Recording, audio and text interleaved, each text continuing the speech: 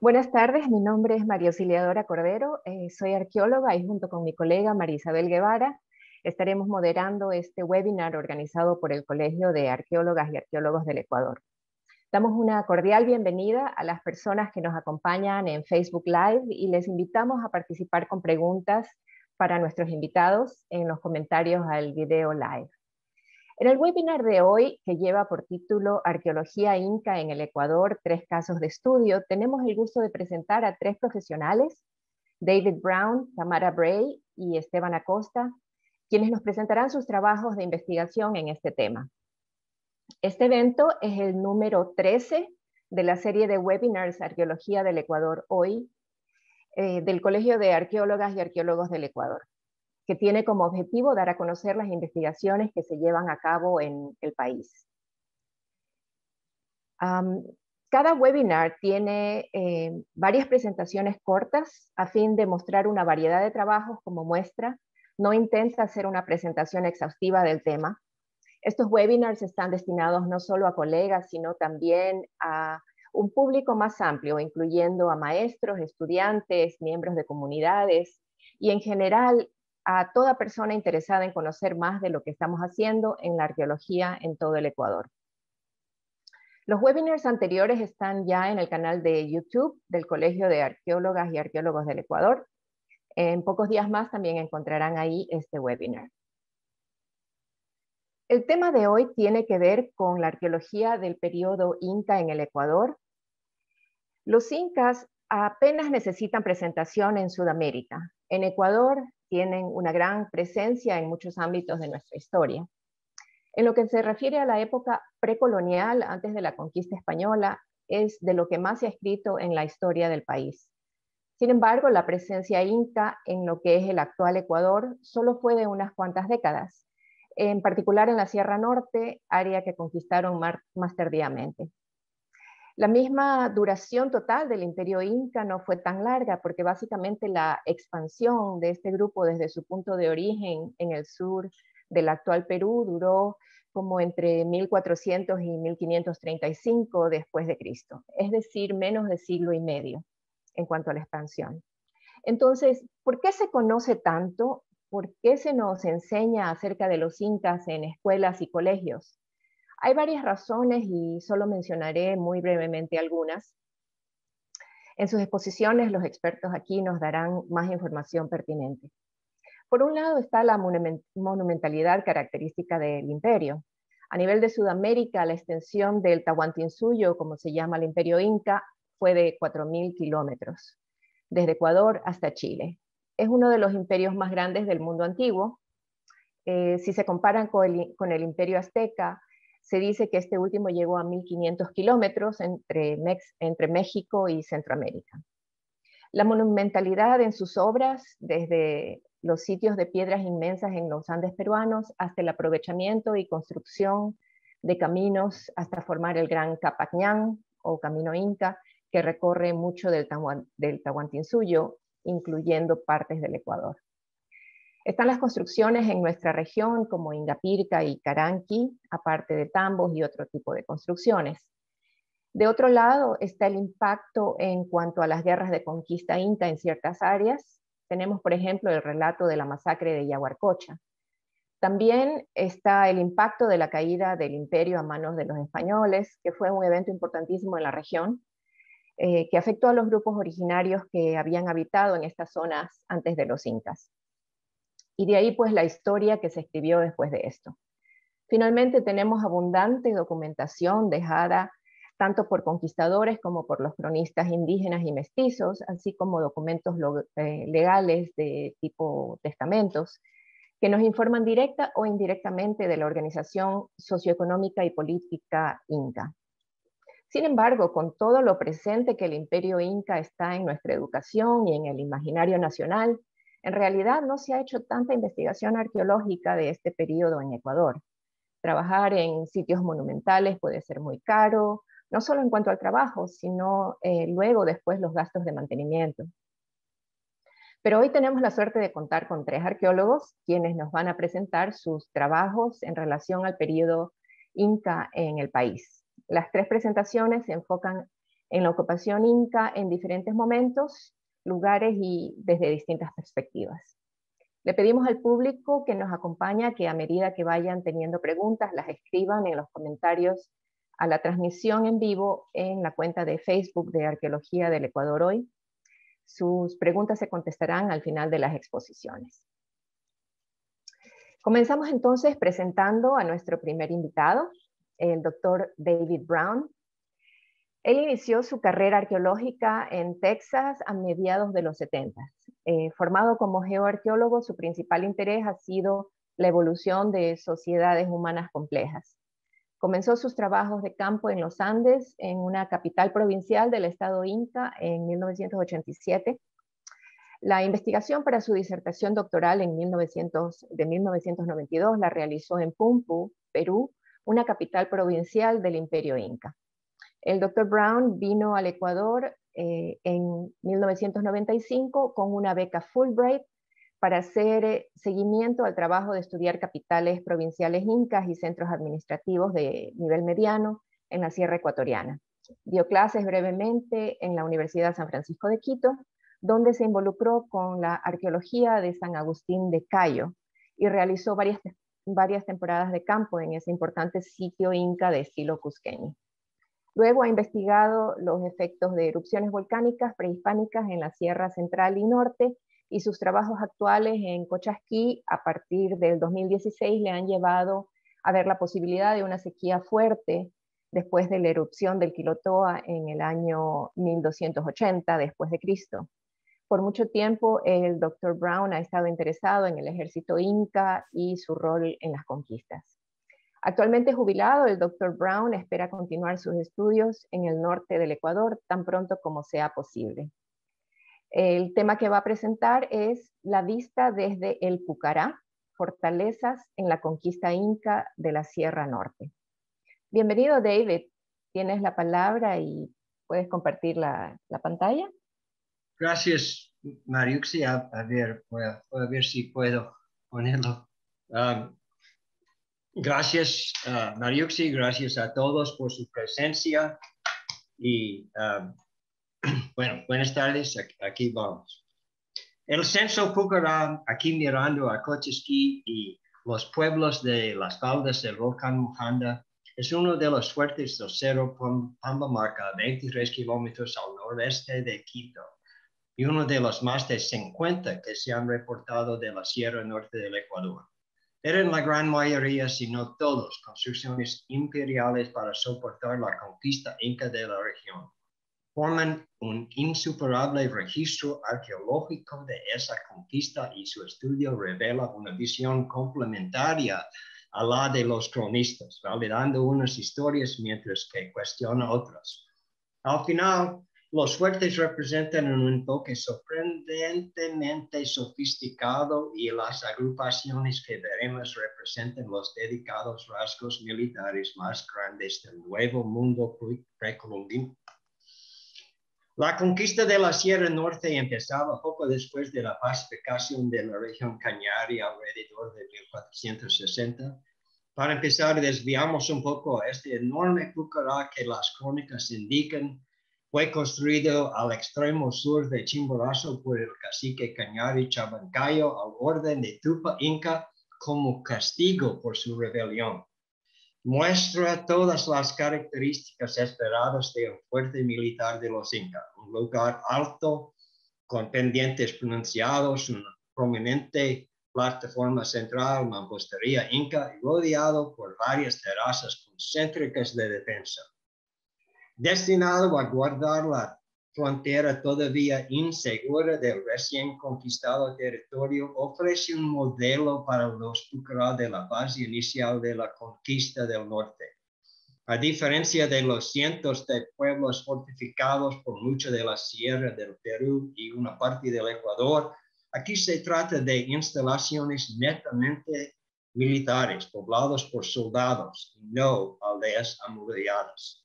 Los Pucará militar de los incas habrían sido guarnecidos y soportados por aldeas cercanas como en Pumayacta. Un elemento diagnóstico de los Pucará es la organización en grupos. Aquí cerca de Sitges, Manta se asiente sobre la cabecera de un camino hacia la costa y los otros forman una especie de red de respaldo. Pujinpampa, el más grande, puede haber alojado tropas de reserva y un centro de comando. Con esto nos dirigimos a la Sierra Norte, donde un impresionante conjunto de fortalezas coronan las cumbres de los cerros. Estos fuertes se pueden verse como dos agrupaciones mayores, cada uno con subgrupos. Como en otras partes del imperio, los fuertes individuales habrían tenido deberes únicos, bordando fronteras, caminos y puentes, pero son los grupos que apuntan a las estrategias imperiales. El grupo más al sur, que se extiende desde San Antonio de Pichincha en el oeste al sur de Kangawa en su borde oriental, se entiende fácilmente como el límite final de la incursión del Tupa Inca al norte. Habría protegido los asentamientos Inca desde Quito hasta el Quinche. Dentro de este grupo del sur hay varios subgrupos. El más occidental, que incluye el bien conocido Rumicucho, fue construido para proteger el asentamiento Mitmacuna de Pomasqui con sus terrenos agrícolas. Los mismos colonos de Pomasqui habrían servido como soldados de los fuertes. Almeida y también Fresco han sugerido que los Pucará aquí protegieron una serie de caminos a diversos destinos como Calacalí, Ñablí, Achipichi y Malchingui. Muy parecido en su diseño lineal al Pumayacta, Rumicucho es un Pucará imponente dentro de un grupo pequeño que muestra defensas más limitadas que los otros grupos. Una posible indicación de mejores relaciones por esta zona. Con este contexto, Rumicucho, a solo unos metros encima del piso del valle, debe haber sido construido por interacciones con viajeros en vez de observarles en las cimas. Los hallazgos de las excavaciones en Rumicucho sugieren un Pucará más abierto, tal vez involucrado en el intercambio o aún la celebración de importantes ritos, como puede indicar la orientación de la plataforma central que vemos acá. He observado la orientación de estructuras Inca con eventos celestiales, pero más he visto alineamientos con fenómenos terrestres, como Cotacachi en la foto anterior y Pichincha en esta foto del grupo Pambamarca. A pesar de la necesidad de tales aspectos de diseño para ritos de guerra Inca, los varios elementos arquitectónicos, sin embargo, parecen destinados a impresionar los locales.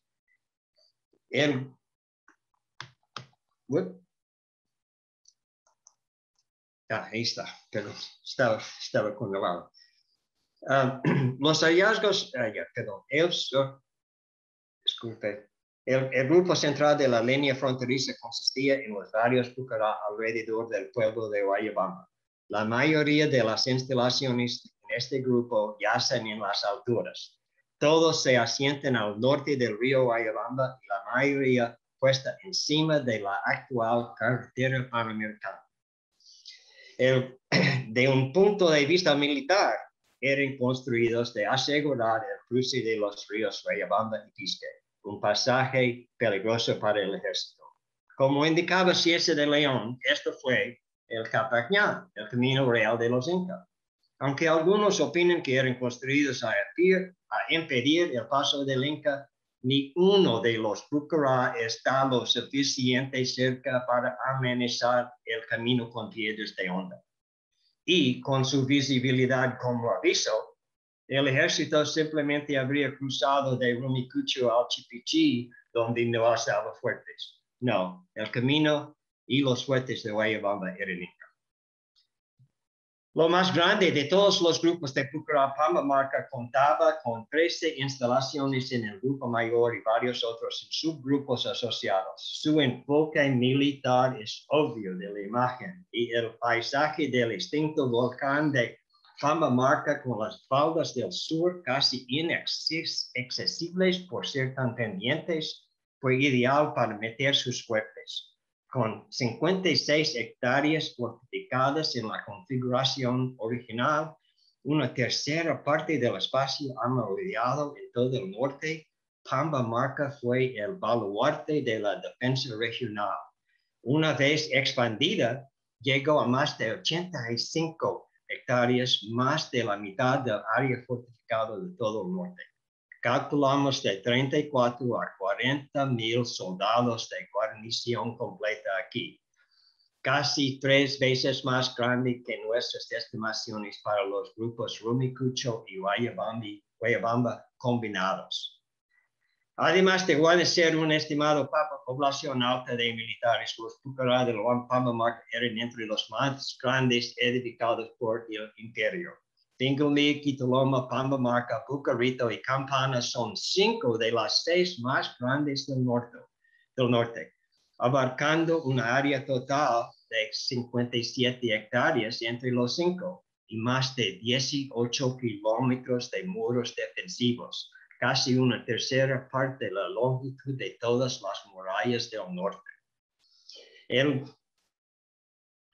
El grupo Pamba Marca fue la base de fuerzas de reserva y el cuartel general del Ejército del Norte. Este cuartel fue Quitoloma mismo, el más grande y más invencible de todos, y es seguramente la inexpugnable fortaleza de Quinchicajas que fue mencionado en el mismo párrafo de las crónicas que Pumayacta, y que fue también construido como castigo de Tupa Inca después de la conquista del Cañar. Tal vez no por coincidencia, Quitoloma y Pumayacta son muy similares en área, entre 12 y 13 hectáreas. Su naturaleza militar al lado, es importante de entender que si fue dejado como instalación de larga duración, habrá que soportarlo con comunidades vicuñas.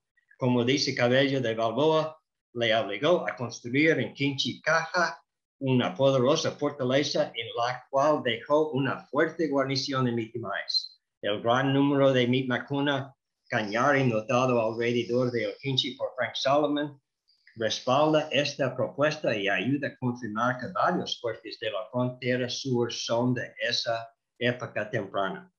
Vale notar que algunas posibles poblaciones de Mitmacuna, como Cusubamba y Otombamba, yacían en las faldas de Pamba Marca al frente de los Pucará. Su seguridad podría haber detenido en establecer relaciones de intercambio con los locales. Esto es el preciso mecanismo que estaba al corazón del sistema Mitmar. No solo eran soldados a tiempo parcial, pero embajadores de la cultura y pensamiento inca a tiempo completo. El hallazgo de una cantidad de vasijas inca local por los asentamientos al norte del Pisque es una medida del éxito del diseño del complejo. Ok, otra vez. Si ven un tono más rojizo en este mapa del grupo norteño, no es accidente. Una línea de 66 kilómetros con 16 Pucará fue el rasgo militar más largo del Nuevo Mundo. Sin embargo, los fuertes son pequeños con sistemas defensivos más limitados. Abarcaba una área total de 30 hectáreas y solo contaba con una estimada guarnición de unos 10,000. La aparente ausencia de poblaciones Mitmacuna es notable y sugiere un enfoque muy diferente de las instalaciones del sur. Por fin, creo que esta línea de pequeños Pucará, como el apropiadamente nombrado Pucará Chiquito, fue construido en pleno terreno enemigo durante la guerra con los Caranqui por Huayna Cápac. Lo interpreto como la evidencia del cerco de los Caranqui notado por algunos cronistas. Un acto atrevido que al final provocó los Cara a matar un gobernador y ocupar uno de los Pucará, que terminó con el retorno del emperador y llegó al fin el desenlace bien conocido de Yaguarcocha. A diferencia de los poderosos del sur, los Pucará del grupo norteño no parecen destinados a repelar ataques, sino a tomar un papel de apoyo general del ejército mayor.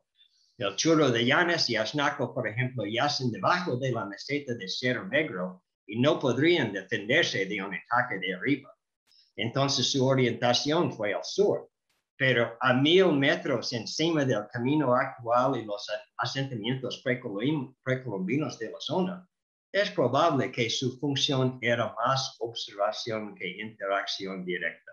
Su orientación sugiere que estaban mirando un camino que puede haber seguido más o menos el curso del actual, pero descendiendo al valle de Intag al oeste de Puchicocha.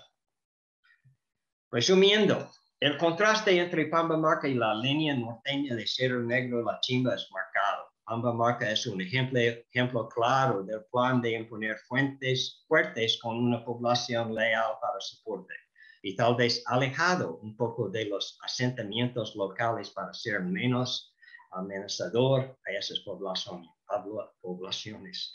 La línea norteña, por otra parte, fue hecho del estilo en tu cara y sin ninguna evidencia de esfuerzos de pacificar los locales. Cuentan una historia de dos imperios, el imperio de Tupa Inca que respiraba el poder y fue hecho para el largo plazo, y el imperio de su hijo, desesperado de tener éxitos militares para mantener su poder en Cusco.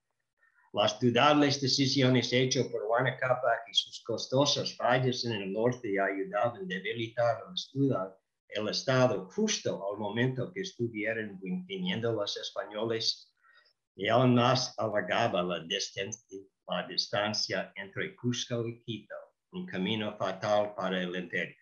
Gracias. Muchas gracias, David. Muy interesante la presentación. Le pedimos al público que si tienen preguntas las vayan colocando en los comentarios al video live. Y ahora continuamos con nuestra segunda invitada, que es la doctora Tamara Bray. Ella recibió su PhD de la Universidad Estatal de Nueva York en Binghamton. Es profesora de antropología en la Universidad Estatal Wayne en Detroit, Michigan, desde 1995. Antes de ser profesora en la Universidad Wayne, colaboró con el establecimiento de la Oficina de Repatriación del Museo Nacional de Historia Natural del Instituto Smithsoniano en Washington, D.C. Es reconocida nacional e internacionalmente por sus contribuciones al estudio del imperialismo inca y la arqueología de la alimentación. La doctora Bray es una arqueóloga antropológica que se especializa en el imperio inca y en las sociedades tardías precolombinas de la Sierra Norte. Tiene más de 30 años de experiencia en trabajo de campo e investigación en el área andina, donde ha trabajado en los temas de comercio a larga distancia, fronteras imperiales, arquitectura inca, así como estudios comparativos de cerámica inca e iconografía en Ecuador, Chile, Argentina, Perú y Bolivia. Tenemos la suerte de que muchas de las becas de investigación que ha ganado han sido para su trabajo en Ecuador. El tema que hoy nos presenta es el sitio de Inca Caranqui, investigaciones en los extremos del imperio. Adelante, Tami, bienvenida. Gracias. Muy bien. Voy a cambiar un poco. Ya. Hola y buenas tardes con todos. Deseo reconocer que les estoy hablando hoy desde las tierras ancestrales de la cultura puebloan de habla toa de Nuevo México. Empiezo por agradecer a la doctora Marioxy Cordero y María Isabel Gavera y el Colegio de Arqueólogos por la invitación a hablar sobre nuestras investigaciones en el sitio de Inca Caranqui, ubicada afuera de la ciudad de Ibarra. Quiero reconocer desde el principio que los trabajos llevados a cabo en ese sitio fueron un esfuerzo de colaboración internacional que involucró a muchas personas, incluido mi co-investigador, el arqueólogo José Echeverría, el conservador arquitectónico guatemalteco Rudy Larios y varios estudiantes tanto de los Estados Unidos como del Ecuador. Adicionalmente, quiero reconocer la colaboración y La colaboración de Martina y Alfonso Pupiales de San Clemente, quienes albergaron y alimentaron a nuestros equipos durante varias temporadas, también el pueblo quichua Caranqui y los diversos miembros de la comunidad de Caranqui con intereses en la preservación histórica. Nuestras investigaciones, que comenzaron en 2008 y continuaron hasta 2014, fueron generosamente financiados por varias instituciones, incluidas el Dumbarton Oaks, la Fundación Wenner-Gren, el National Geographic, el National Endowment para las Humanidades, mi Universidad de Wayne State y la CENICIT. El tema del webinar hoy se refiere a las investigaciones arqueológicas sobre los incas en el Ecuador. Por diversas razones, este sector del Tahuantinsuyo a menudo ha sido ignorado en las narrativas más amplias del Imperio Inca. Esto para mí es sorprendente, dado que los Andes ecuatoriales fueron el escenario de los eventos militares y políticos más importantes de las últimas décadas del imperio. Hay varios descubrimientos importantes en Ecuador en los últimos años que dejan en claro que aún queda mucho por aprender en esta zona. Para contextualizar las investigaciones en Inca Caranqui, primero quiero decir algunas palabras sobre la población local de los Caranquis y luego proporcionar algunos antecedentes etnohistóricos de la incursión inca en esta región, vinculado esta información con los datos arqueológicos que tenemos. La frontera norte del Tahuantinsuyo coincide con el territorio de la Confederación Étnica, conocido colectivamente como el País Caranqui. Las fuentes documentales indican que el País Caranqui comprendía una serie de pequeños cacicazgos semi-autónomos, los mejores conocidos entre ellos siendo los Caranquis propios, los Otavalos, los Cayambis y los Cochasquis. Uno de los rasgos más destacados del paisaje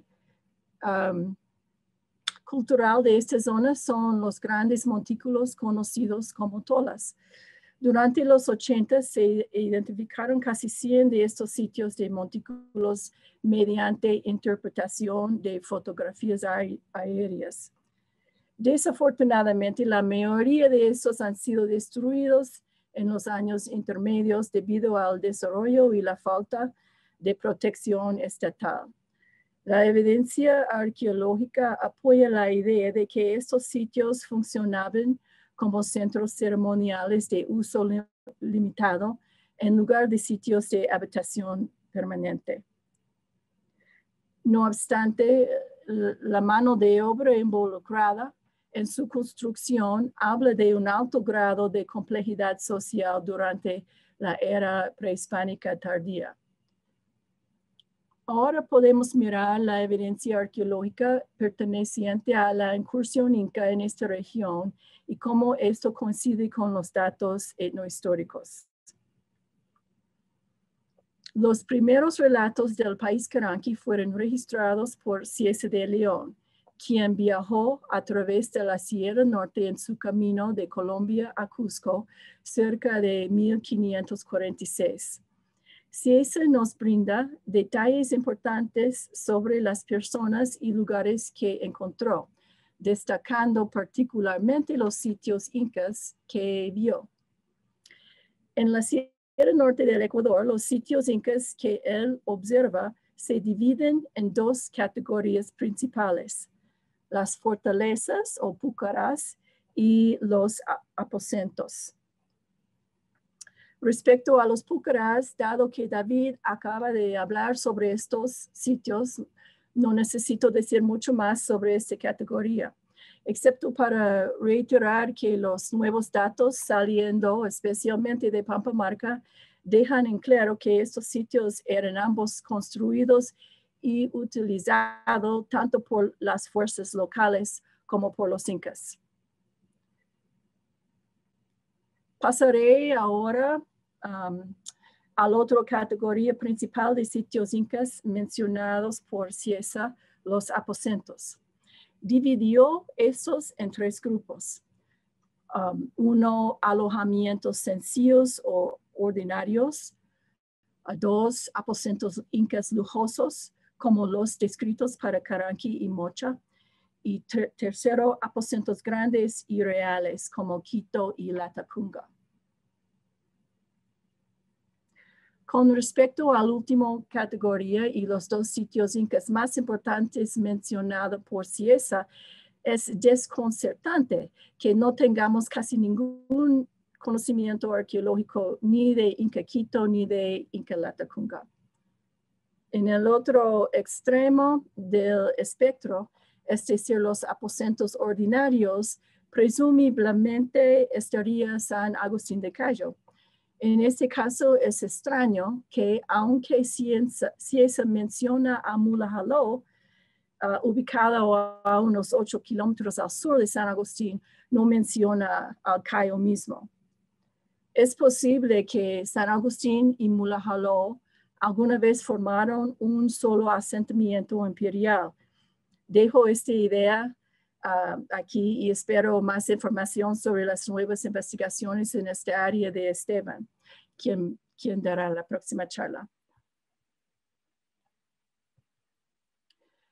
Pasando ahora al sitio de Inca Caranqui, ubicado en la ladera norte del volcán Imbabura, a una altura de 2.300. Este fue uno de los 2 aposentos visitados por Cieza en la frontera norte y descritos como lujosos alojamientos incas del segundo orden más alto. Dada la elegancia de la arquitectura imperial descubierto aquí, el sitio encaja claramente con la evaluación de Cieza. Para subrayar el significado histórico del sitio de Inca Caranqui, resumiré brevemente la información etnohistórica que le pertenece directamente.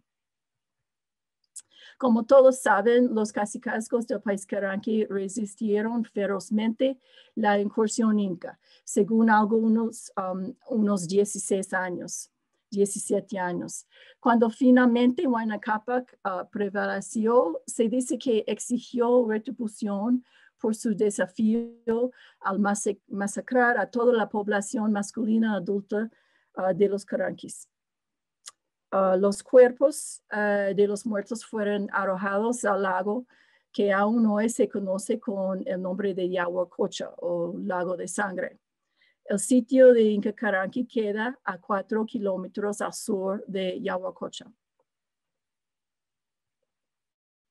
Los relatos de quién ordenó la construcción de este sitio de Inca Caranqui y por qué son contradictorios, con algunos cronistas como Montesinos atribuyéndolo a Huayna Cápac con fines conmemorativos y otros como Betanzos a su hijo Atahualpa en preparación para su coronación como el Zapa Inca. Así, los datos etnohistóricos sugieren al menos 2 posibilidades con respecto a los orígenes y la historia de Inca Caranqui. Sin embargo, no son posibilidades mutuamente excluyentes y la evidencia arqueológica, como veremos, en realidad sugiere 2 episodios de construcción separados, lo que podría corroborar ambos relatos. Como se notó arriba, Cieza pasó por Caranqui a mediados del siglo XVI. En su informe hace mención especial de un fino estanque situado entre las estructuras de una pequeña plaza central. Describe esta piscina como hecho de piedra muy prima, como los palacios y moradas de los incas asociados, que fueron construidos con piedras grandes, elegantemente talladas y sutilmente asentadas. También menciona que había habido un templo del sol en el sitio, al que se habían dedicado más de 200 Aquiacuna. Para terminar, afirma que aunque el sitio está en ruinas totales, se puede ver que fue un gran lugar antiguamente. Así nos deja con un valioso relato del sitio de hace 500 años que podemos comparar con la evidencia arqueológica que tenemos.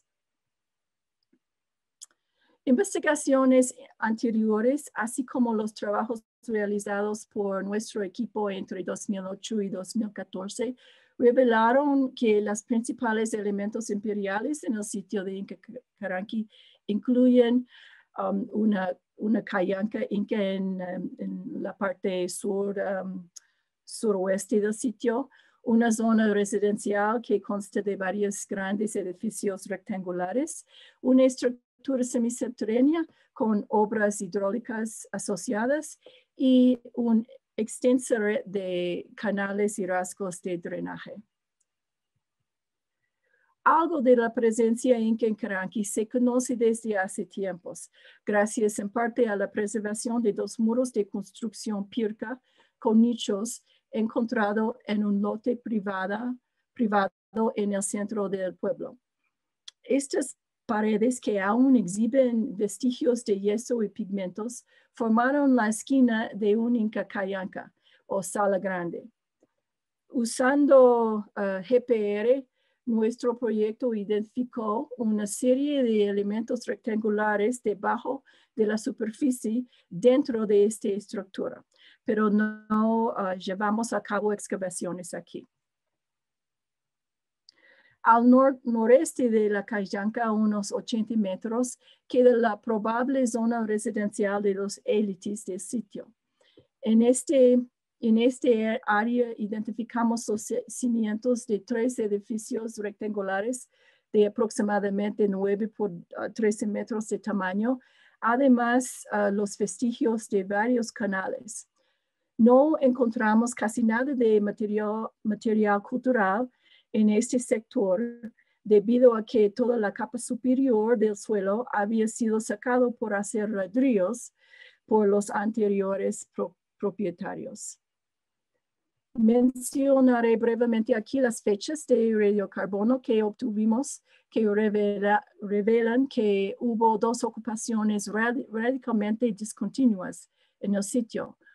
Una de las muestras asociadas con un muro inca, indicada en la primera línea, dio una fecha en años calibradas de 1420 hasta 1480, que coincide bien con lo que esperábamos. Las otras 4 fechas son de unos entierros y depósitos orgánicos que encontramos a 50 a 100 centímetros bajo de la superficie. Ellos fueron una sorpresa en cuanto que se agrupan estrechamente entre los años 2000 hasta 2100 años antes presente, indicando una ocupación significativamente más temprano que podríamos llamar proto-Caranqui. Una de estas muestras era asociada con este enterramiento de una mujer de edad avanzada y no encontramos nada de enterramientos incas en el sitio. Continuando, el rasgo incaico más impresionante en el sitio es la gran estructura semisubterránea construida con mampostería fina de piedra tallada. Con medidas de 10 por 16 metros por 1 metro de profundidad, incorpora varios elementos para la distribución y drenaje de agua. En esta foto se puede apreciar bien los 2 pisos distintos, lo que indica 2 fases de construcción diferente. Claramente, el flujo de agua tanto dentro como fuera de esta estructura fue clave para cualquier actividad que se realizará aquí, al igual que el probable movimiento humano dentro y fuera de este espacio a través de las entradas escalonadas en cada de las 4 esquinas de la estructura. Este rasgo concuerda bien con los elementos de diseño encontrados en otros sitios asociados con el Inca Huayna Cápac, muchos de los cuales incorporaron grandes cuerpos de agua artificiales que quizás sirvieron como estanques reflectantes. Pero los elementos hidráulicos observados en el templo de agua en Caranqui, como los canales, caños y desagües, sugieren más una preocupación por el movimiento de cayendo y fluyendo del agua a través de este espacio que por su embalse. La estructura semisubterránea en Caranqui, de hecho, recuerda más la noción de pacha, un término quechua que se refiere a la caída o chorro de agua en un recipiente. El tamaño inusual de esta estructura también sugiere actuaciones rituales de naturaleza más pública, tal vez involucrando a un mayor número de personas que las presuntas actividades asociadas con los baños de menor tamaño vistos en otros sitios incas. Entonces, a pesar de que esta estructura comparte cierta semejanza con las en otros sitios de Huayna Cápac, como por ejemplo Quispehuanca y Tomebamba, es sin embargo bastante distinta en términos de dimensiones, manipulación de flujos, tanto humanos como líquidos, y la aparente intención performativa de este espacio. Interpretamos las innovaciones físicas y conceptuales que se muestran aquí como una respuesta a condiciones específicas y necesidades imperiales en evolución. Los flujos de agua desviaron el sector ceremonial de Inca Caranqui, derivaron y formaron un vínculo físico con el volcán Imbabura, el apu preeminente de los Caranquis. El desvío, captura y uso ritual de estas aguas dentro de la elaborada estructura semisubterránea sugiere un alarde conspicuo de control sobre un recurso local fundamental, el agua, que perteneció a un pueblo desafiante, pero finalmente derrotado. El nuevo tipo de arquitectura relacionada con el agua visto en Caranqui puede reflejar nuevas formas de expresar el dominio sobre los pueblos conquistados y o nuevos énfasis en la manipulación física y ritual de esta sustancia elemental vital.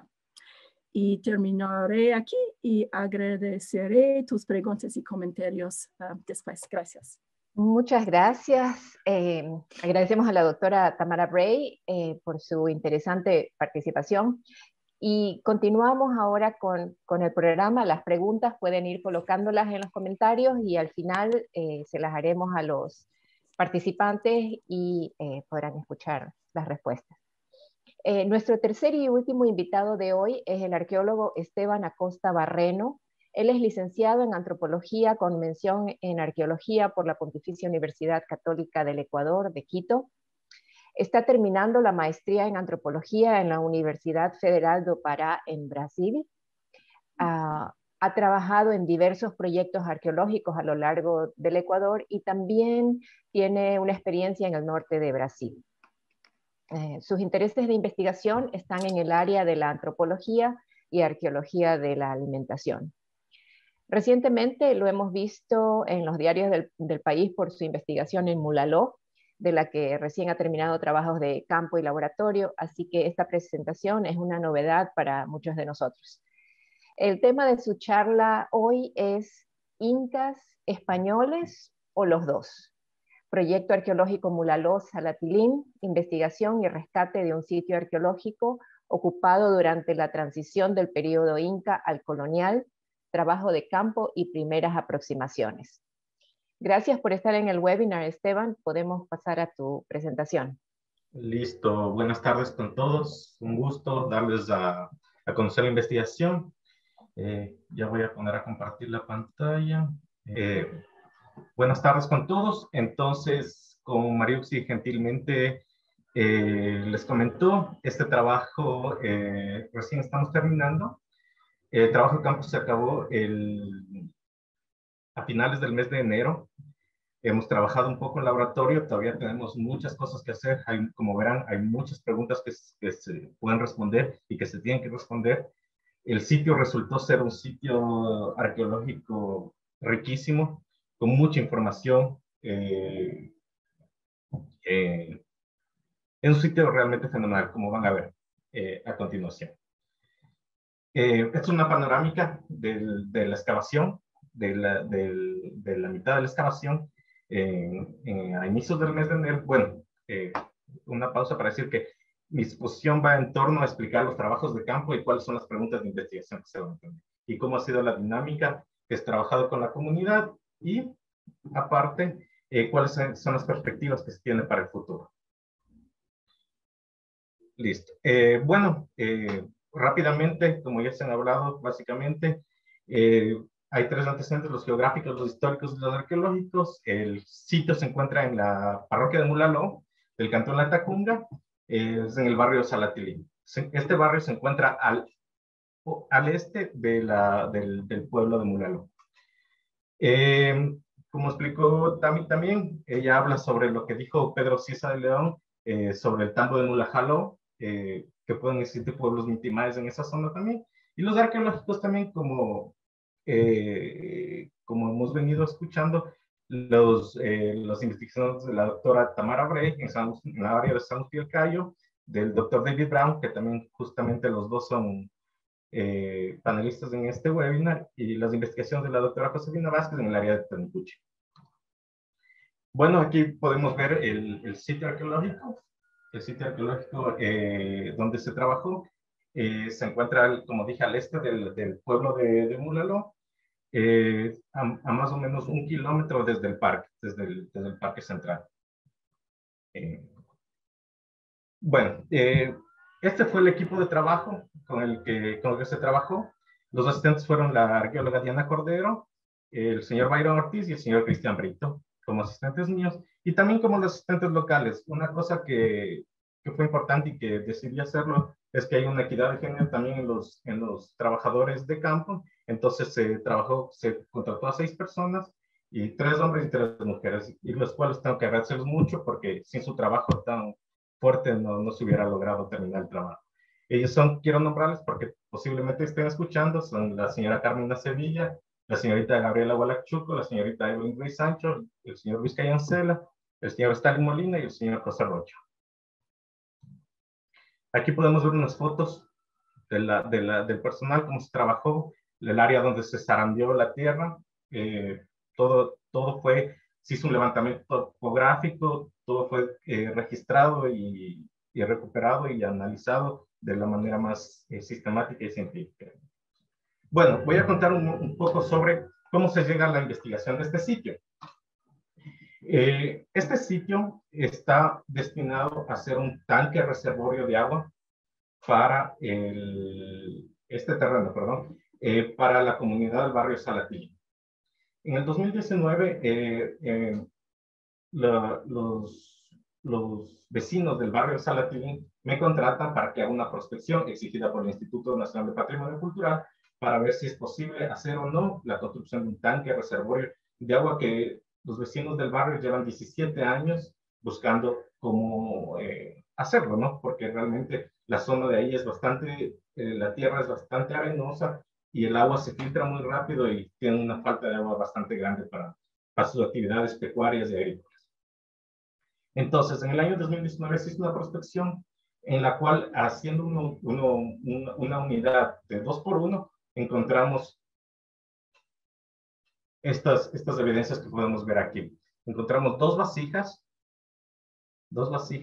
y también una parte de una mandíbula humana que tenemos aquí. Básicamente los pisos dentales, lo que podemos ver. Entonces, ¿qué se propuso? Se propuso al Instituto Nacional de Patrimonio Cultural hacer una investigación, hacer un rescate en esta zona. Entonces, esto tardó cerca de 1 año y medio, y el GAT municipal de La Tacunga es el que propuso que se es el que financió esta investigación. Entonces, me contrataron a mí como investigador y comencé los trabajos en esta zona. Voy a hablar sobre el trabajo de campo. ¿Qué es lo que nos dimos cuenta? Nosotros comenzamos a hacer básicamente unidades de 2x2 para ir sondeando en todo el área de este terreno, que aproximadamente tiene 1000 metros cuadrados. Cuando estábamos cavando, utilizamos el método Harris de registro, nosotros nos dimos cuenta que teníamos un estrato que era, casi en todo el terreno teníamos los mismos estratos, pero en esa zona, una zona central del terreno teníamos un estrato distinto. Entonces comenzamos a dejarlo y expandir la zona. Entonces, ¿qué es lo que nos dimos cuenta? Nos dimos cuenta que tenemos, no sé si ven en la foto a la izquierda, comenzamos a ver una estructura, este estrato, que nosotros lo llamamos unidad estratigráfica 3, comenzamos a ver una estructura de tierra, una mezcla arcillosa, arenosa, no, sin piedra, que comenzaba a mostrar un muro. Al principio creí que era un piso, creíamos que era un piso, pero después nos dimos cuenta que era un muro. Entonces comenzamos a seguir el muro para delimitar el área. Entonces nos dimos cuenta que, que en realidad se trataba de un muro y que lo primero que teníamos que hacer es delimitar el área de este, porque en el resto del terreno no encontramos evidencias mayores. Se puede decir que solo la primera capa y la segunda capa, la unidad estratigráfica 1 y la unidad estratigráfica 2, como contienen material cultural cerámico y lítico, pero bastante mezclado. Tenemos desde material actual, tenemos material republicano, tenemos material colonial y material inca mezclado en esos. Incluso pequeños fragmentos de cerámica cosante. Bueno, esta es una foto de una unidad que nosotros llamamos la I-50. Esta I-50 es una unidad de 2,5 por 2,5 que nosotros profundizamos hasta los 4 metros. Con bastantes medidas de seguridad porque la tierra es bastante arenosa, todo es material volcánico. Entonces es una tierra bastante suelta y nosotros nos fuimos hasta esa profundidad para descubrir si nosotros tenemos algún tipo de material cultural en estratos inferiores. Bueno, este es un esquema que quiero mostrar sobre, es un esquema, escalado, con todas las distancias exactas de cómo se encontró, de los bienes arqueológicos que encontramos en esta zona, de los rasgos arqueológicos que encontramos aquí. Vamos ahora básicamente a hablar sobre los enterramientos y los ajuares que encontramos. Como ustedes saben muy bien, la máxima del arqueólogo es que se comienzan a encontrar los contextos más complicados la última semana de trabajo. En este caso fue la última semana de trabajo y la última semana del año. Entonces, nosotros, hablamos porque este trabajo estaba planificado y presupuestado para hacerlo por un mes.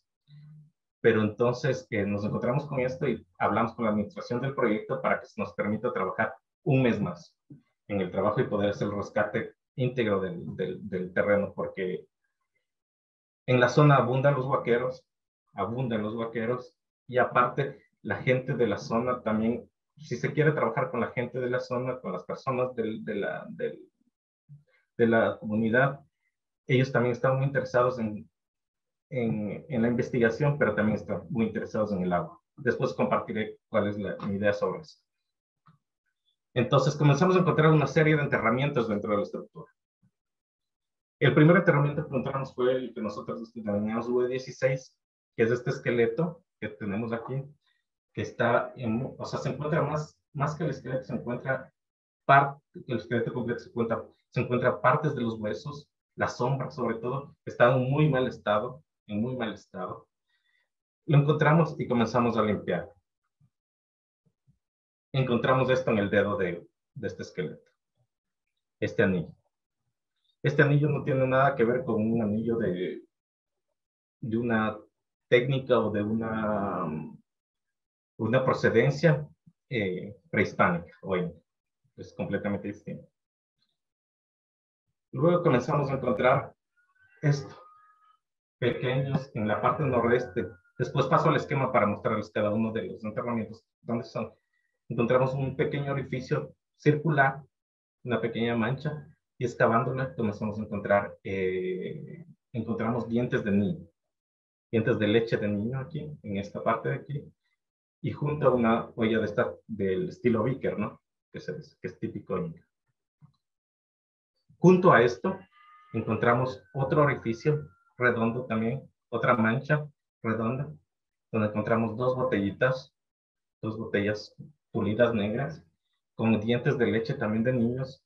Y lo interesante de esta olla es que vemos que post-cocción tiene una marca de una cruz en esto. He tratado de buscar, como es en iconografía inca, no sé, los colegas que están aquí, que son expertos de incas, no sé, después si pueden decirme, no he encontrado realmente una marca post-cocción con una cruz y con esta simbología. Es interesante para después una de las hipótesis que tengo. Después encontramos lo que se llama U21 y U28, que son estos dos esqueletos. Este está en la parte oeste de la estructura. Este es el esqueleto que está en mejor condición. Este es el esqueleto que está mejor preservado, que está junto a este. Y en las manos del esqueleto que está mejor preservado, justo en las manos, no sé si lo pueden ver, encontramos estas tres piedras juntas. Un cuarzo bastante trabajado, como tipo una punta de flecha. Una piedra bastante liviana, parecida como pómez, pero bastante redonda, es como un rodillo, y está cuadrada, que todavía no he estado investigando, pero todavía no sé qué tipo de piedra es, pero es bastante pulida, está bastante cuadrada. Aquí tenemos otro de los enterramientos, encontramos este tipo de decoración. Este tipo de decoración sí la he visto en lo inca.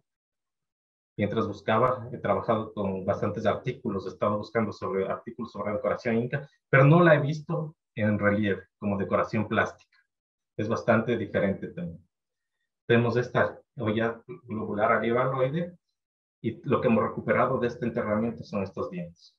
No hemos encontrado, y fragmentos pequeñitos de hueso. En esta zona tengo que decir que no se conservan los huesos, como dije, el enterramiento anterior es el que mejor se ha conservado, pero realmente es muy mala la conservación. Y aquí tenemos la UE48, que es otro enterramiento que se encuentra en la parte sur de la estructura, donde encontramos en la cabecera cuatro vasijas. Vemos que son una botella y tres vasijas arivaloides, un arivalo muy claro, que le vemos aquí, y que están asociados a este enterramiento. Luego tenemos, recuerdan que les dije el primer enterramiento, tenemos al lado un enterramiento un poco más profundo, donde tenemos una sola vasija de acuario. Esto puede ser, esto también todavía lo estoy trabajando, puede ser que las vasijas, una de las vasijas que nosotros encontramos en la prospección en el 2019, sea parte del acuario de este enterramiento. Entonces tendría dos también. Casi todas tienen dos. Y es interesante que casi todos los enterramientos tienen una vasija puesta en la cabeza, en el área de la cabeza, y otra vasija puesta en el área de los pies. Entonces tenemos otro, en la parte oeste de la estructura, tenemos otro de estos enterramientos, como vemos, en muy mal estado, con dos vasijas de ofrenda. Tenemos junto a el que les enseñé anterior es este, ahora tenemos este acá, es la UE63, con dos vasijas también, una en la cabeza y otra en los pies. Aparte, nosotros tenemos aquí una pequeña campana que hemos denominado, no se lo ve aquí en la foto, pero es una pequeña campana en la pared oeste, en la pared este, perdón, que está asociada a una campana de cobre. No sé si se dan cuenta, en la anterior teníamos dos vasijas color negro, una en la cabeza y otra en los pies, y en la siguiente tumba, en la de al lado, tenemos una cabeza y otra en los pies, pero de color naranja. Después diré más o menos cuáles pueden ser las hipótesis. Después, en la parte norte de la estructura, en el noreste, encontramos esta pequeña mancha.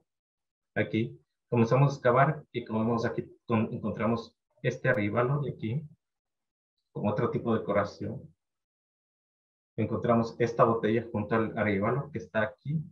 Y en la parte de acá, en la parte norte, perdón, En la parte norte encontramos el tercer arenal. Este enterramiento es bastante particular porque nosotros encontramos, no sé si ven ahí, son dos clavos de hierro. Dos clavos de hierro con fragmentos de madera. Fragmentos de madera. Entonces, había un pedazo de madera con clavos en este enterramiento. No quiero decir que sea un ataúd ni este tipo de cosas, pero había un objeto de madera con clavos y lo único que pudimos recuperar aquí fue pedazos de fragmento de cráneo. Parece que eran muy delgados, no sé si se pudo ser de una persona muy joven o de un niño. Aparte, nosotros encontramos estas cuentas. Estas cuentas, que no sé, estaba buscando qué tipo de piedras son, porque son rocas. Me parece que estas son lapislázuli, las que tenemos en la parte de atrás, y las de adelante todavía no sé. Todavía no sé qué tipo de piedras son. He estado tratando de buscar, pero no tengo todavía la información. Son 73 cuentas que hemos encontrado en esta tumba. Justo al lado de esta, hacia el lado oeste, encontramos otra de las manchas. Encontramos fragmentos de hueso también muy mal conservados. No encontramos casi nada de esqueletos, sino fragmentos de hueso. Y encontramos en la parte oeste este aríbalo grande. Encontramos estas tres ollas juntas, como ven aquí en esta foto. En la foto de la izquierda encontramos las tres ollas así tal como están. Y en el medio encontramos clavos también, clavos con madera. Clavos de hierro con madera. Junto a esta tumba, en la parte sur de esta tumba, encontramos una parte, aquí no se ve bien, realmente no se podía ver bien en las fotos, no, solo estando en el campo, pedazos de fragmento de cráneo, y encontramos unos pocos dientes aquí. Junto a este cráneo encontramos un caracol marino con un orificio, parece que estaba colgado, puesto en el cuello. El cráneo en muy mal estado, totalmente aplastado, totalmente reducido. Y aparte, en la parte 10 centímetros antes de llegar aquí, encontramos esta vasija. Era como una ofrenda para este cráneo. Totalmente. Junto a este cráneo también, no le puse en la misma unidad estratigráfica porque no estoy seguro si está asociado o no, pero encontramos tres vasijas juntas también. Estas tres vasijas juntas, dos botellas y esta olla globular con pintura blanca y roja, que realmente no puedo decir todavía si estaban asociadas o no a este cráneo, porque solo encontramos el cráneo, nada más del cuerpo. Otro de los hallazgos encontramos bastante obsidiana, sobre todo en las capas superiores, que digo que está bastante mezclado, cuarzo, pedazos de metal, pero que pueden ser coloniales o republicanos o actuales, porque en las dos capas primeras está bastante mezclado el material, más obsidiana, y quiero decirles que el sitio quedó así. La estructura que más o menos puede ser una cancha inca, es decir, es bastante diferente al resto de estructuras que se han al resto de estructuras incas documentadas. Esta estructura probablemente tuvo piedra, porque tenemos en algunos lados algún tipo de piedras careadas, pero muy poquitas. Tal vez al inicio de la colonia, cuando construyeron el pueblo de Mulalú muy cerca, se llevaron las piedras de aquí para construir la iglesia o alguna casa importante, pero la estructura es únicamente de pie en este momento. Esta mezcla arcillo-arenosa que les cuento. La estructura tiene una longitud en sentido este-oeste de 13 metros y en sentido norte-sur de 7 metros aproximadamente. No sé si pueden ver, no sé si es que es visible en el fondo de la estructura, en uno de los estratos, se puede ver una mancha negra. Quiero decirles que el sitio y la estructura continúa para el otro terreno. La investigación por el momento quedó ahí. No se ha podido seguir investigando por falta de presupuesto y tiempo. El presupuesto fue limitadísimo para una investigación de este tipo.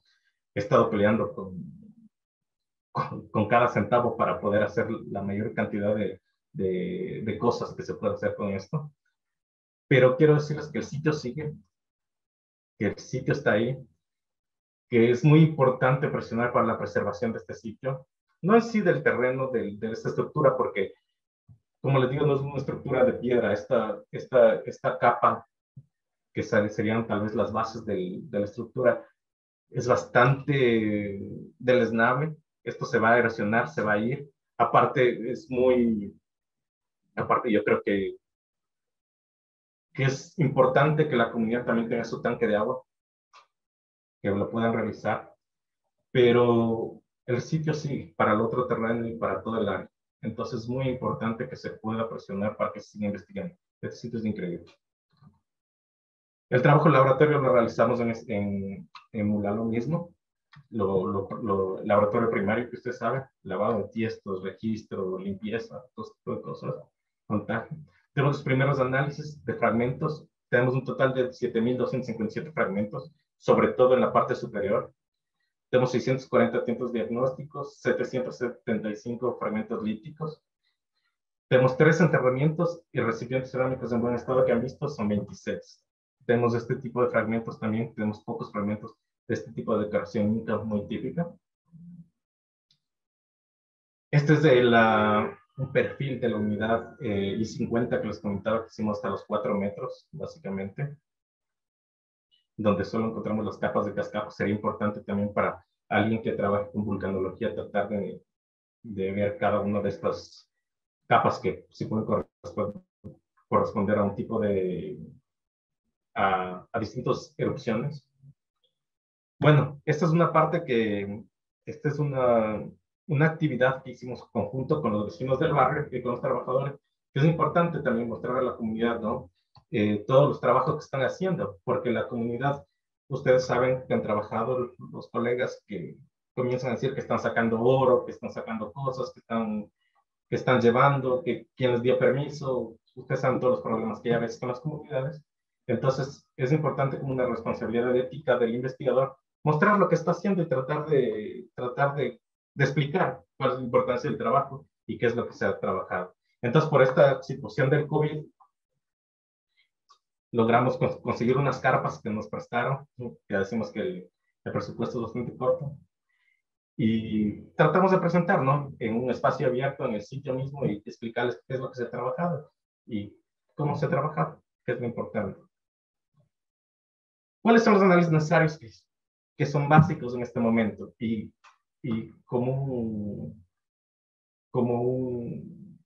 una pausa ahí, quería decir que todos los investigadores están invitados, quien quiera colaborar para las investigaciones. Aquí no hay ningún celo profesional, ni ningún tipo de cosas, sino que se sumen a la investigación porque es un sitio bastante importante que merece nuestro cuidado y merece nuestra investigación. Esos son los análisis necesarios que se tienen que hacer ahora. Análisis radiocarbónicos, aunque sabemos que por las evidencias tenemos un margen, yo creo que de 80, 100 años máximo, entre 1500 y 1600 de ocupación de sitio. Quisiera hacer análisis de ADN de los esqueletos, un análisis de antropología física, porque yo no lo he querido hacer. Todos los esqueletos han sido levantados por partes y registrados con cada parte para que después un antropólogo físico los pueda estudiar. Quisiera que haga una persona que tenga experticia. Quisiera hacer análisis de isótopos estables de estroncio también, basado en la alimentación, eso nos puede dar también unicidad. Análisis del textil, tenemos una parte de textil que encontramos dentro de una olla. Análisis metalúrgico, queremos hacer un análisis del anillo, qué tipo de metal es, parece que es plata. Y una revisión de archivos históricos, que eso lo haré a continuación. ¿Cuáles son las preguntas de investigación que se me vienen a la idea y que sería importante responder con este sitio? Según, como decía César León, pueden ser poblaciones mismas, son poblaciones mismas las que están aquí, son incas, son pasaleos, o ya son mestizos. Los enterramientos pertenecen a un mismo grupo familiar, todos los que están ahí son familiares, es como un tipo de mausoleo familiar, que es lo que tenemos aquí. Existe una relación entre el color de las vasijas del ajuar con el sexo del individuo. Hombres se enterraban con vasijas oscuras o naranjas o al revés. Existe una relación a la etnicidad de los individuos de acuerdo a la posición que fueron enterrados. Casi todos están enterrados con la cabeza hacia el occidente. Solo tenemos uno hacia el oriente. Los niños enterrados junto a la botella que tiene la cruz son los primeros cristianos de su familia. Son los primeros cristianos que están ahí. Ya fueron bautizados. Tenemos clavos de hierro ahí que obviamente son ya de la conquista. Entonces, estas son varias de las preguntas. Esto quería presentarles cuál ha sido la investigación, contarles cuál ha sido la experiencia de este sitio y agradecerles por su tiempo. Muchas gracias. Muchas gracias, Esteban. Muy interesante y tan novedosa o sea, tan reciente esta investigación. Estoy segura que van a haber preguntas y tal vez comentarios de los otros colegas aquí presentes. Entonces, agradecemos a todos ustedes, a los participantes, y ahora pasaremos a la sección de preguntas que estará a cargo de la magíster María Isabel Guevara Duque. Les recordamos que pueden seguir haciendo sus preguntas en los comentarios al video en vivo. Y seguimos. Adelante, María Isabel. Buenas tardes con todos. Como les dijo Mariuxi, yo voy a empezar la ronda de preguntas y vamos a ir haciendo una pregunta para cada expositor para que fluya un poquito la conversación. La primera pregunta es para David, de parte de José Echeverría. Él pregunta, ¿qué otras funciones tuvieron los pucarás estudiados? Había multitud de funciones. Había funciones, y eso todas las funciones sabemos de las crónicas. Estaban guardando puentes como fue unos dos en el norte, el Chacapata y el Capillapamba por Palmito Pamba, y uno más en el Arco Norteño. Hay unos, la mayoría están guardando caminos. Esto fue lo que necesitaba el imperio, es que los pucarás estaban mirando y realmente controlando el tráfico en los caminos. Y están también guardando fronteras, pero lo que he encontrado es que una gran parte de los pucarás están haciendo 2 o 3 cosas a la vez. No están haciendo una cosa enfocados. Y eso es lo que estaba tratando de impartir, es que mientras los pequeños pueden tener una función local, mirando un pueblo abajo, todo el grupo, que puede ser de varios pucarás y muchos hectáreas y muchos kilómetros de línea, están haciendo algo grande, toda la línea para el imperio, pero dentro de esto, cada uno tenía específicas prácticas también. Pero también yo creo, como había dicho, que habría la posibilidad de que unos, especialmente esos que estaban cerca del piso de los pisos de los valles, estaban abriendo sus puertas a la gente local. Eso, en algunos casos, hay 2, por ejemplo, que me parecen peajes en los caminos, en el Capacñán. Están justo al lado del camino y son chiquitos. Creo que eran no más para controlar el tráfico y el pasaje de bienes por esto. Pero yo creo que sitios bajos como Huaynicucho podrían haber sido el lugar de ceremonias entre los pueblos Micmac, pero tal vez compartidas con los del otro banco. Pero como digo, hay un sinnúmero de funciones que pueden haber, y ahora no tengo una lista completa, pero sí hay, sí existen varias funciones. Ok, muchas gracias. La siguiente pregunta para Tamara. Diego Villotoa pregunta, ¿qué bloqueos existen para poder rescatar el sitio Inca Caranqui en Ibarra? Bastante. si Pepe Echeverría está aquí, él también puede compartir nuestras experiencias intentando de convencer al municipio, ayudar.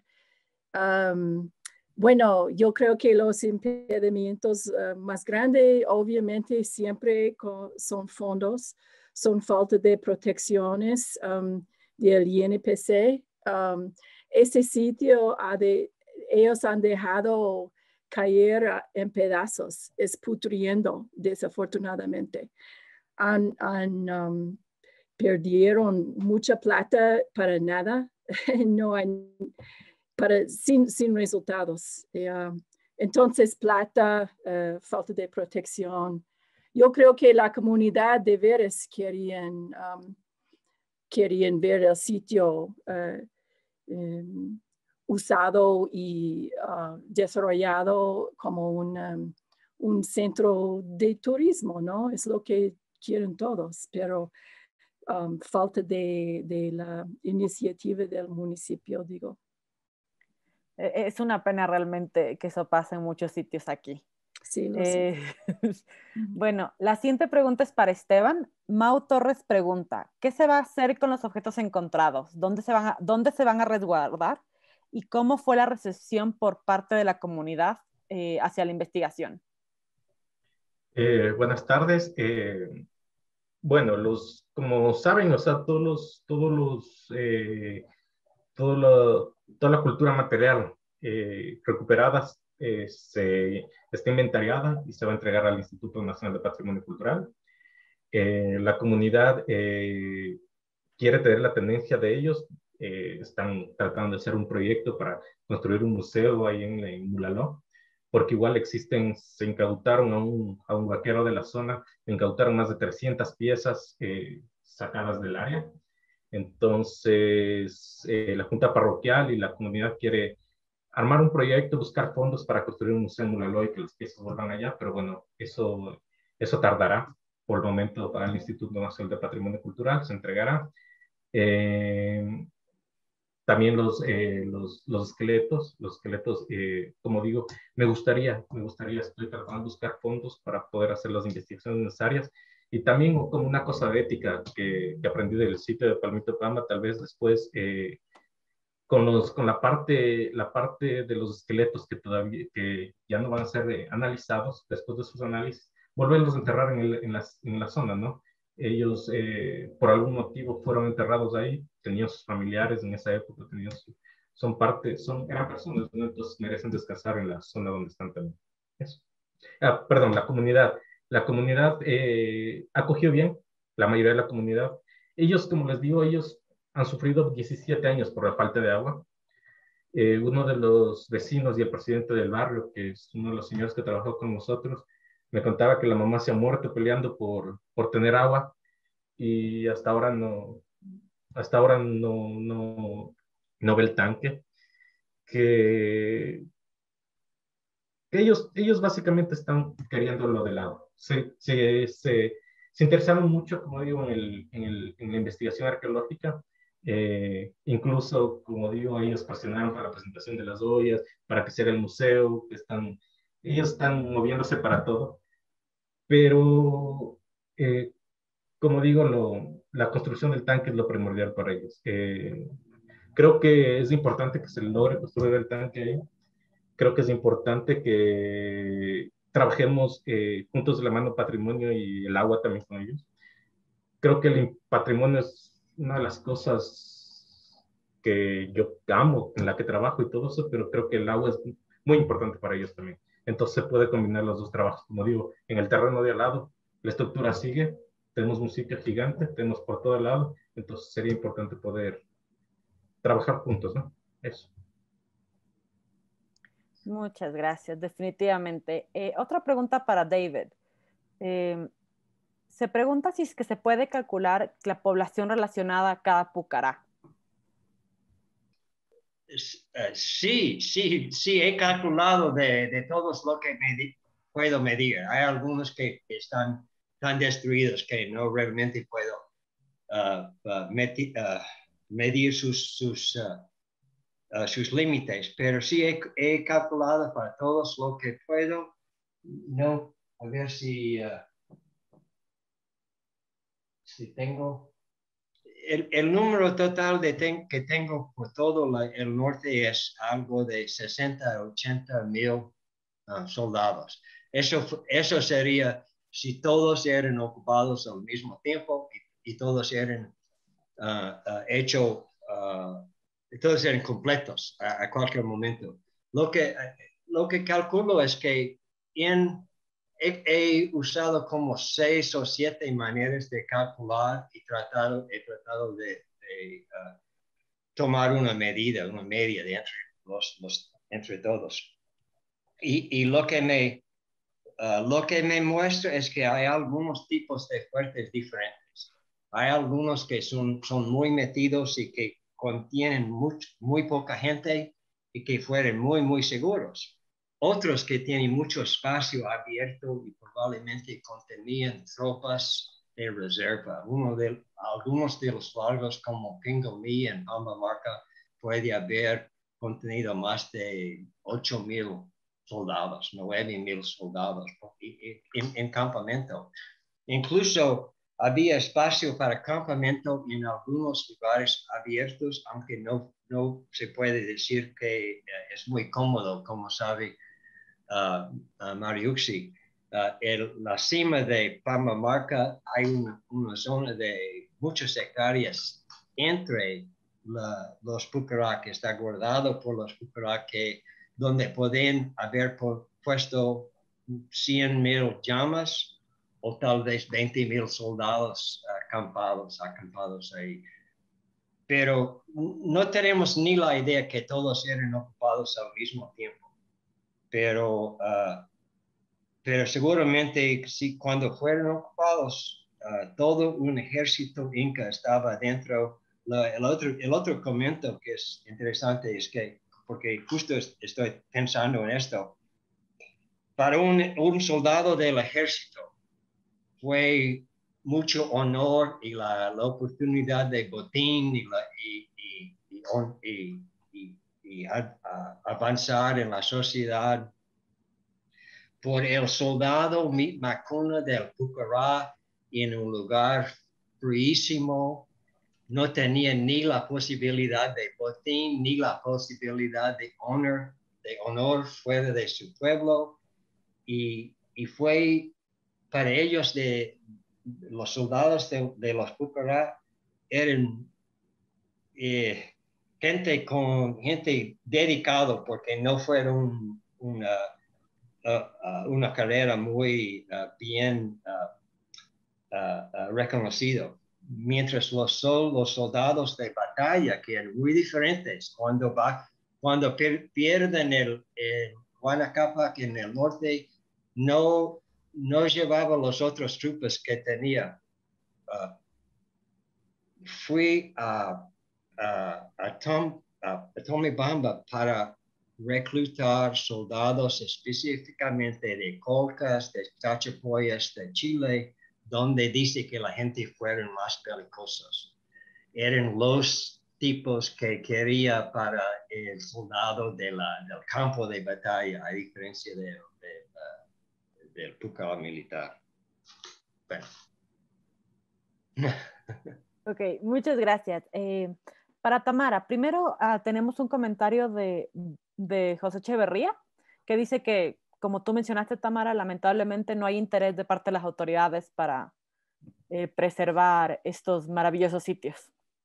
Bueno, siendo una pregunta, hay una pregunta de parte de Alden Yepes, y él pregunta, ¿en qué épocas del año pudo ser propicio actividades rituales incas para legitimar su poder sobre el manejo y control del agua? Bueno, voy a decir tal vez Inti Raymi en junio.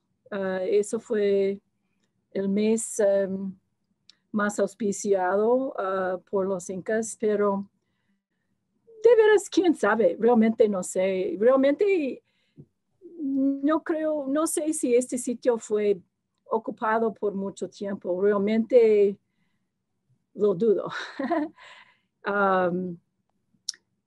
obviamente sí habían 2 episodios de construcción y es posible que fue construido por Huayna Cápac.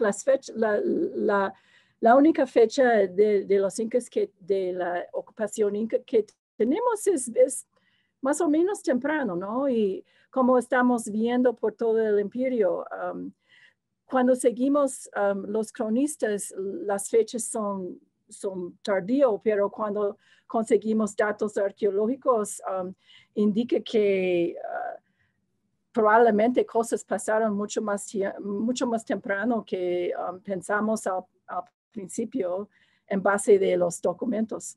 Entonces, como esta fecha fue 1420 hasta 1480, eso da un poco más tiempo para digamos, 2, 3 generaciones. Entonces, durante que cosas podrían empezar. Entonces, es posible que habían festividades practicado aquí. Interesantemente, como en varios sitios incaicos, no encontramos casi nada de la cultura material imperial. Y normalmente cuando pensamos de las festividades incas, pensamos de la comensalidad de comiendo juntos y muchos. Y no tenemos evidencia realmente de esto. Y es posible que todo fue sacado por los ladrilleros. Es probable, más que probable. Pero de veras, Alden, no sé exactamente. Tal vez tú tienes ideas. Muchas gracias. La siguiente pregunta es para Esteban. Dennis Ogburn pregunta si estás estudiando la procedencia de los artefactos de obsidiana. No todavía. Buenas tardes, con Denis. No todavía. Como les cuento, estoy 1 semana y media, 2 que estoy fuera del campo. Estoy tratando de organizar todo, presentar informes que tengo que presentar a la municipalidad. Sería importante también trabajar, porque tenemos varios fragmentos de obsidiana, alrededor de 150 fragmentos, si es que no estoy... si estoy pensando bien, sería bastante importante ver eso, de qué proveniencia tiene, si es Muyumica, Quiscatola, de qué parte vienen esos fragmentos. Eso. Ok, muchas gracias. Otra pregunta para David. ¿En qué época fueron construidos los pucarás que mencionas? ¿Son todos incas o hay algunos que puedan haber sido pre-incas?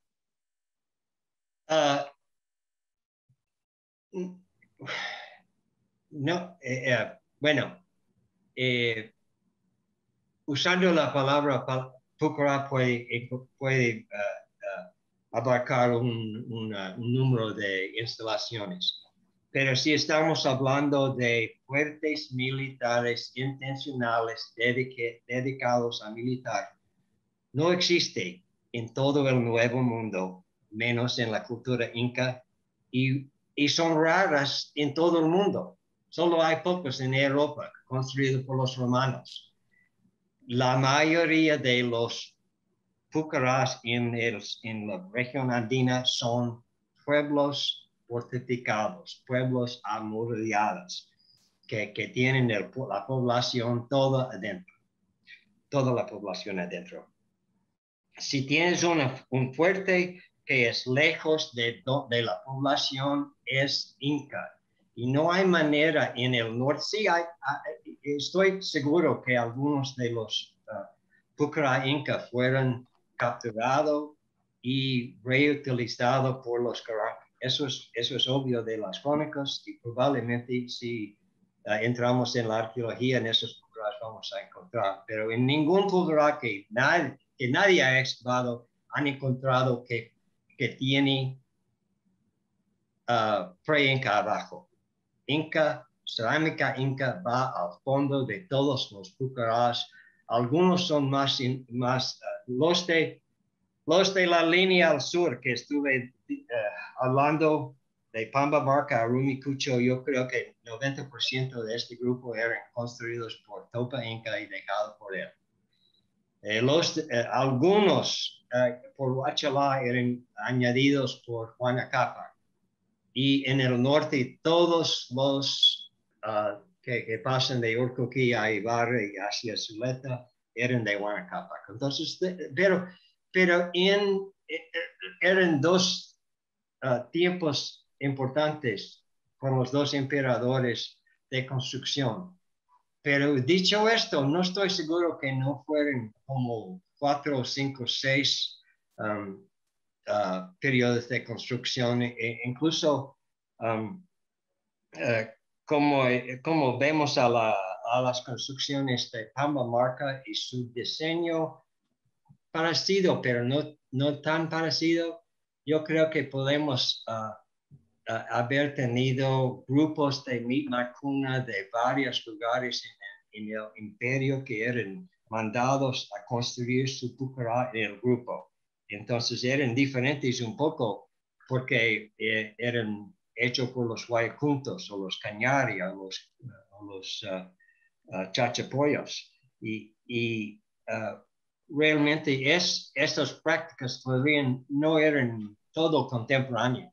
Entonces podrían haber sido una construcción continua y justo lo que había encontrado en los trabajos de mi tesis en el Perú es que en construcciones los incas nunca pararon.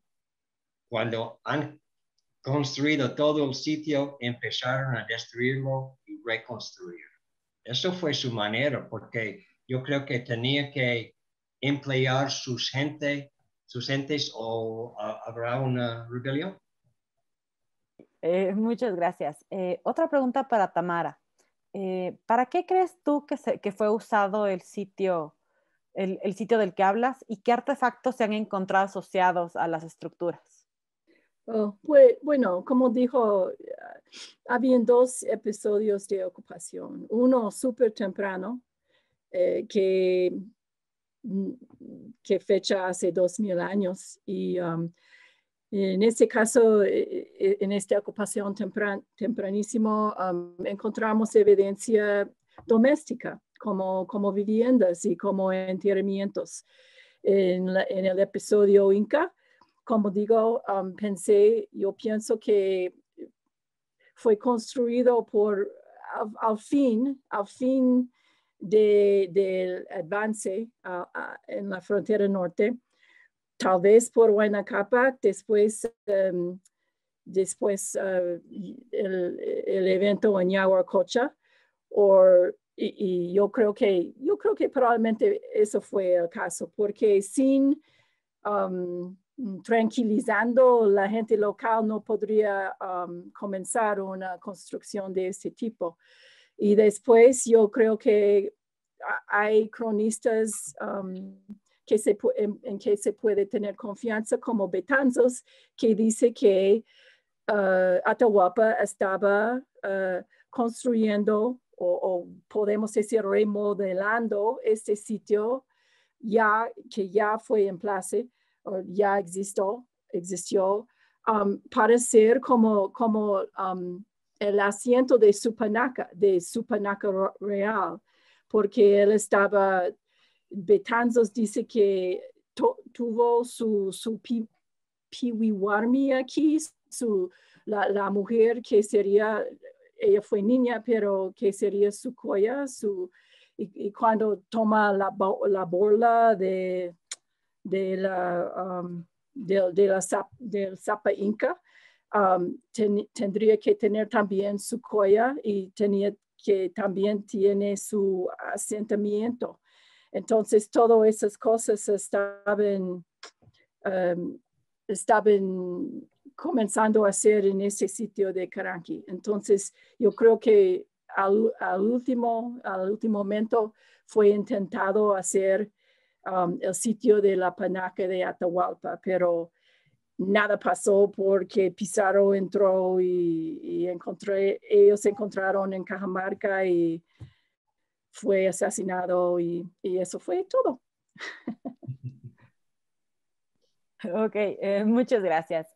Una pregunta más para Esteban.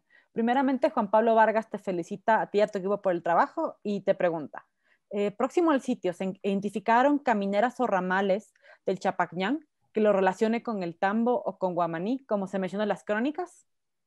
Buenas tardes, Juan Pablo. El Capañán pasa cerca, me parece que a 1 kilómetro más o menos del sitio.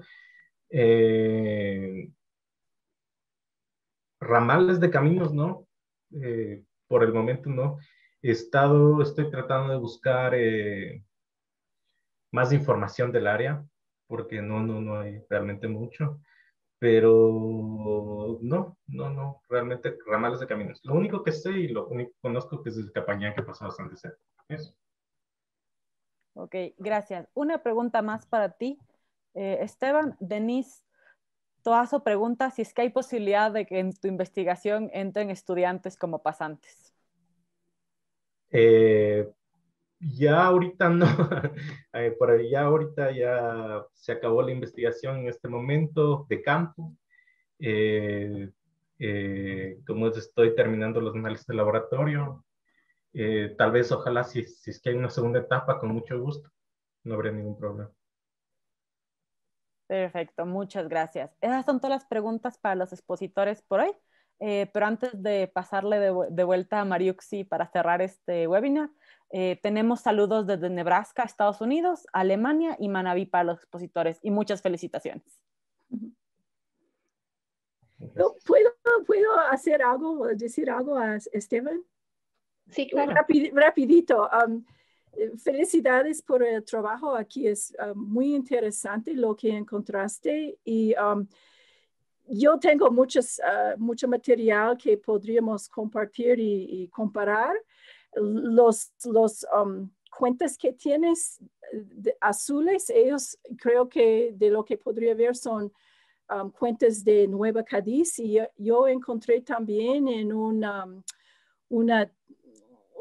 tumba de enterramiento en Pimampiro, y sin estos cuentas no podrían decir que este enterramiento fue post-contacto, post-hispánico.